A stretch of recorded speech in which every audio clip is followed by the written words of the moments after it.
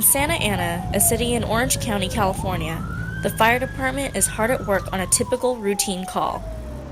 These men are used to fighting fires, but these days they find themselves on the front lines of the opioid epidemic. And a call they went on 3 months ago is still stuck in their minds. We were dispatched to an overdose at a motel that was not far from the station here. Got on scene and we found our patient, which was a woman, was unresponsive. Paramedic Derek Acosta was on the call with Captain Gary Lee.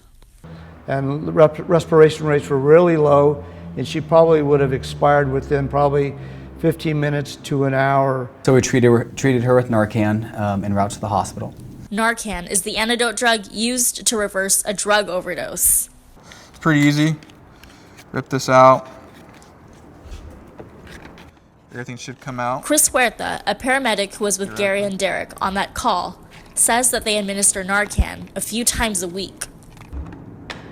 So now I have these two pieces and I'm going to put them together, and the way I like doing it is I'll pop these both ends here. Pop that and I'll put it together, screws in. In a matter of seconds, a first responder can assemble it and save a life. The effects were instant. By the time we pulled up to the emergency room, she was talking to us and telling us what she did, how much she took.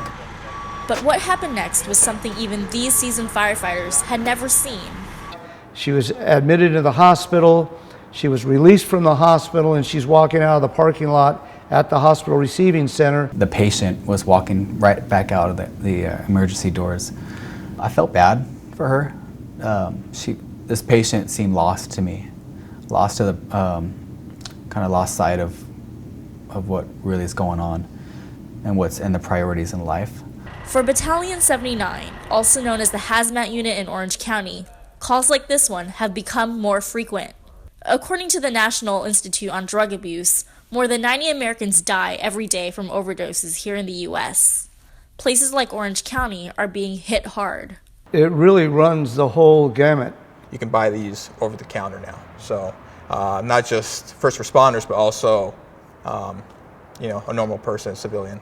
Even though they are able to help people, Chris is worried that the accessibility of Narcan is becoming a revolving door.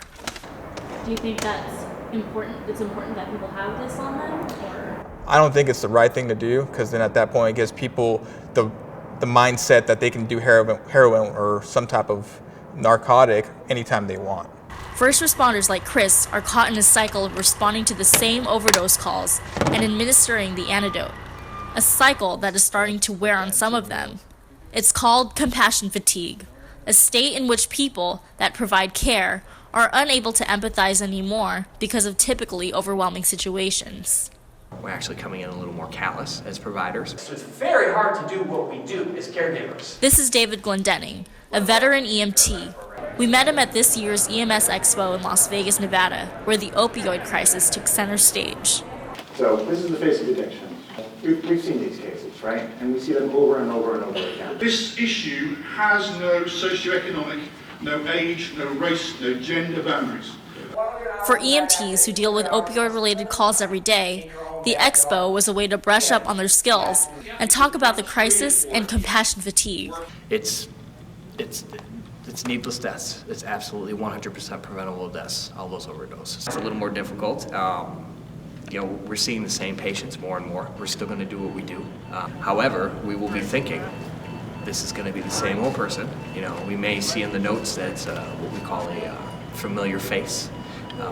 And we're already thinking there's why am I doing this? I'm just going to keep doing this, and eventually they're going to be dead before I have a chance to give them the Narcan.